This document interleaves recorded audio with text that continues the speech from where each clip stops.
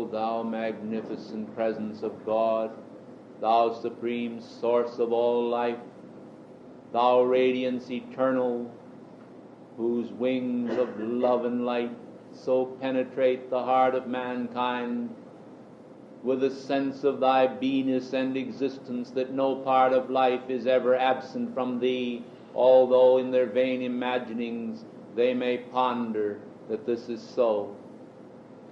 Come thou, O magnificent life, flame from the eternal heart of God. We invoke thy presence in our midst. We invoke thy glory. We invoke all the beauty of heaven. We call to the great ascended masters now to seal us and seal us and seal us in the heart flame of their eternal presence, to charge and charge and charge their radiance into our auras until we are so saturated and saturated and saturated with God's love and with God's peace that nothing of the silent depths of infinite love, I, Himalaya, salute you in the name of God, your Father and mine. The presence of the Eternal One is of so great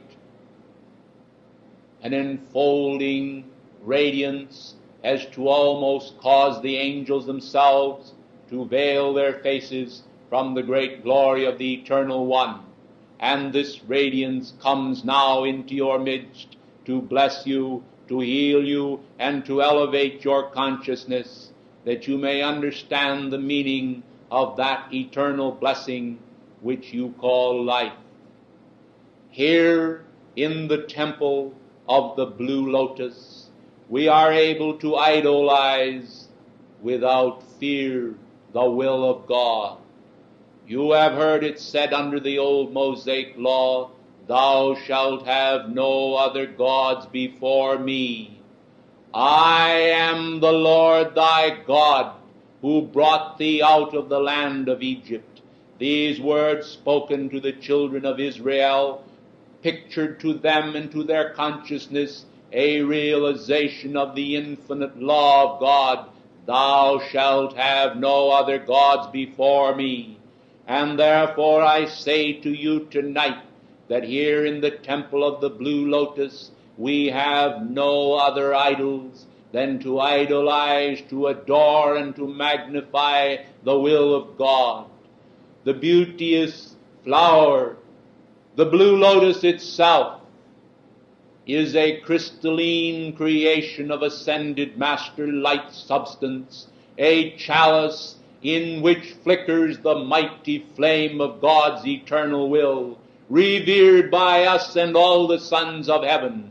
I am so fortunate as to hold here a retreat where beloved Master Moria L retires to when he desires to have those quiet moments of meditation, when he himself, having served the earth and its evolutions and the will of God with great diligence for prolonged periods, desires to come apart and to commune with the highest source of his divinity. He comes here, and in the temple of the Blue Lotus, sitting before me, he communes with the will of God and arises refreshed to bring to your consciousness a realization of that which I tonight bring you in person.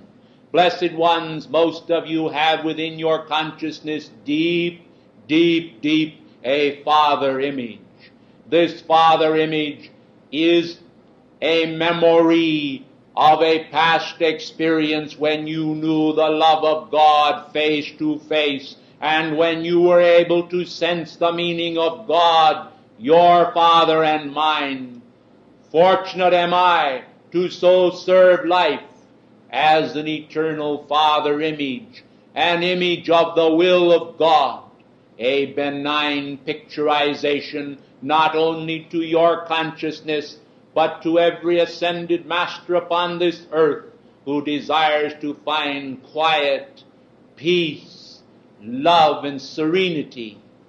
I have here in the reflecting pool of the Blue Lotus taken all my own thoughts through the ages about God and His great peace, and I have caused them to be transformed by the power of life eternal, by the outpicturing of my own dominion, my own God presence in full manifestation of mastership, so that this pool of beauty is actually like a frozen crystallization of all these quiet thoughts on God and His supremacy in the universe, and what it means to every part of life to know the quietness and the end of turmoil which comes when the heart is still and knows God. You have heard it said, "Be still and know that I am God." The meaning of the quiet inflow of the divine consciousness is a cessation of the turmoil of the human consciousness. And when that peace comes, light comes in on the wings of the morning. And this light is a tangible healing force. This fountain of divine healing is given for the healing of the nations. It is a tangible gift from God. And yet, in the garden of divinity, which so surrounds mortal life, there is nothing but beauty. Beauty everywhere. Beauty and victory and glory and peace.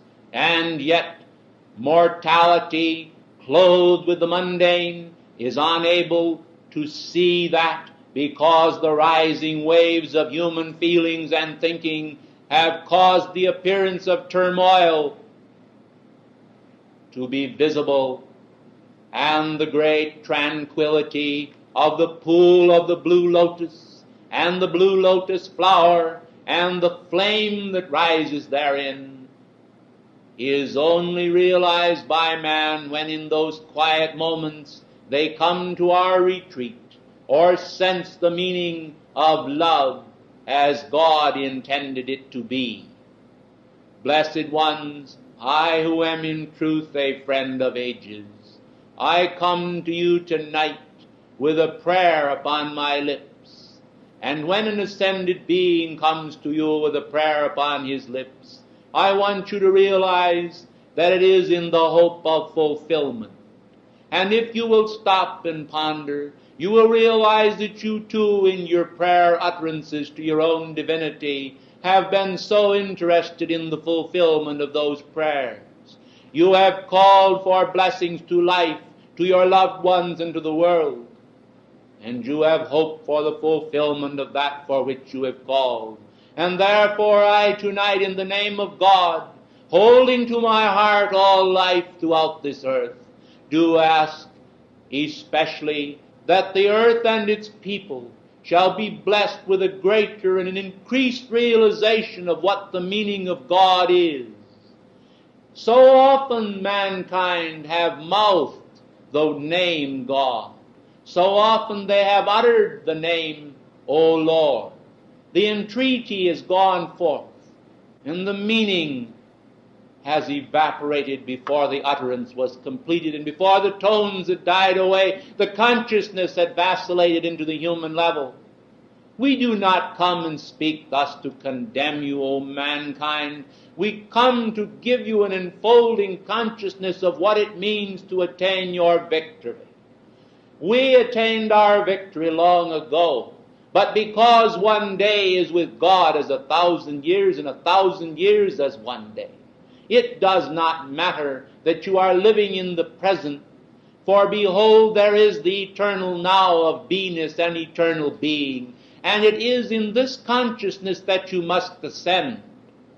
You must ascend out of the consciousness that I am this and I am that, and you must ascend into the consciousness that I am the ascended one, that I am God, victory manifest everywhere, that I am the eternal presence of life's perfection, walking among men and manifesting all that which God intends.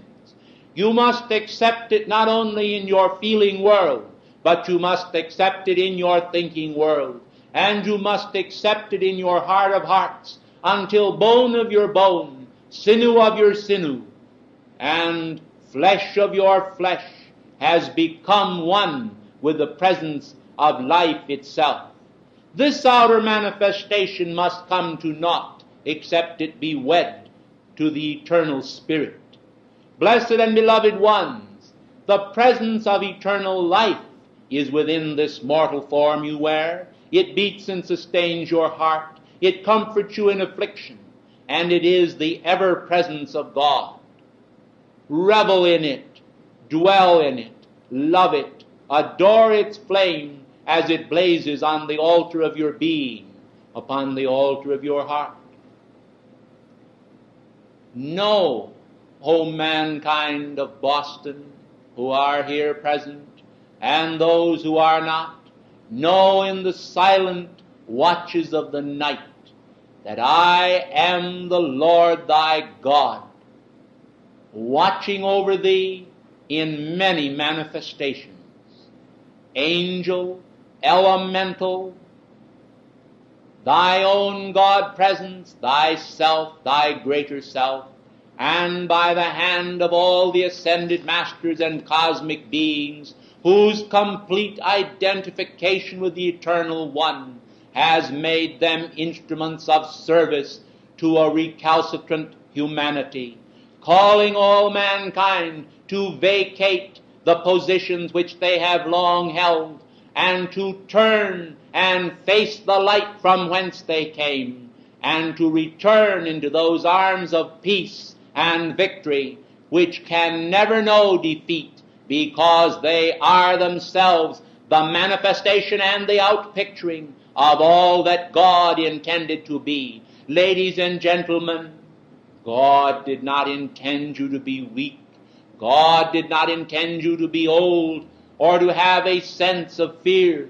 God did not intend you to dwell in ignorance and a not knowing of his will.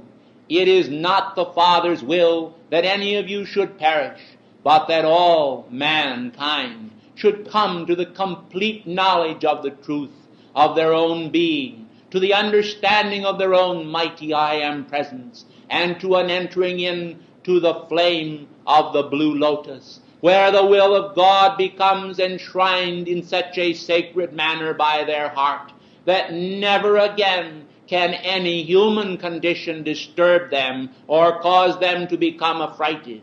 Therefore I say to you tonight, in the name of the mountain ranges which bear my name, in my name which is dedicated wholly to God, for to him I pledge my love eternally, Himalaya blesses you. Himalaya confers upon you his love. Himalaya thanks you for your attention to the light. And I ask you that when you are tired, when you have human vibrations or thoughts, and you desire to change them into divine vibrations and thoughts, that you will remember the quietness of my temple, and realize that there are none upon this planet who desire it that cannot come to me if they desire it enough, and then come to me first in thought, and later in your finer bodies while your physical form sleeps. Come to me and ask to be given the power of my flame with which I surround you now. Ask that that flame shall intensify God's will into you and around you until you become no longer conscious of your human will. This is possible of expression. It is the ascended master law by which many, many, many blessed ones have attained their freedom. They have become so completely enamored with the will of God that the human dross fell away and no longer existed in their consciousness or world. These aspirations are noble. They stem from the voice of your own presence. They stem from the voice of the ascended masters. They speak to you hourly, momentarily. They beckon you eternally, and they call you to a realm of such God freedom as you have never known in this embodiment. But as you shall know one day, when having shaken off this mortal coil as Shakespeare referred to. You shall enter in to the ascended Master's consciousness not in part, not to know in part, but to know, as beloved Hilarion spake when embodied as St. Paul, even as you are known by your own presence. Your presence, blessed ones, knows every weakness that you have. Your presence knows your strength. Your presence knows all things through your holy Christ self. And therefore I urge you to realize that you can trust this great wisdom which is conferred by the holy Christ self of all mankind upon all. Enter therefore into the joy of thy Lord. Enter into the consciousness of the presence and the enfolding divinity of your being, and find the peace that I give, the peace that your presence gives, the peace of the ascended masters, the peace that surpasses all human understanding, the peace that is life. And, beloved Jesus, when he spoke unto Peter and said, you may come to me on the waves, reached out his hand, and Peter walked upon the water. And as he beheld the Christ, he was able to walk with confidence. But turning and looking upon the waves of human creation, he sank beneath the waves. Once again the Christ reached out. And so it is with your holy Christ self. Make friends, therefore, with this magnificent extension of the arms of your presence. Make friends of your holy Christ self, that you may learn all that it has to teach you. And then I am certain that you shall progress mightily in unfolding the eternal divinity of your being, that for which you came into embodiment, that which is your life eternal, that which is the image of God for you, that life plan which, like the embryo in a seed, is within your heart, within your form, the pattern of God, the immaculate pattern, held especially for you as a created manifestation of the great cosmic light, intended to take dominion and mastery over your world and to walk into God's arms, victorious, ascended, and free.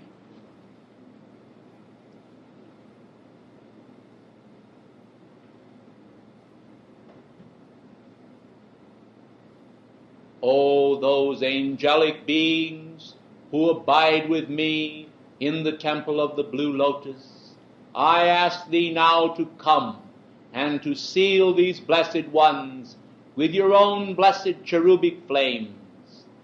Come, beloved angels of the blue lotus, seal, heal, and bless these dear ones, pilgrims upon the path back to God's own heart. Bless them with the ageless wisdom of our temple, and let them feel from this hour forward that they have progressed because they have accepted our blessing conferred now in the name and by the power of God, which I am. I, Himalaya, thank you and bless you eternally. Good night.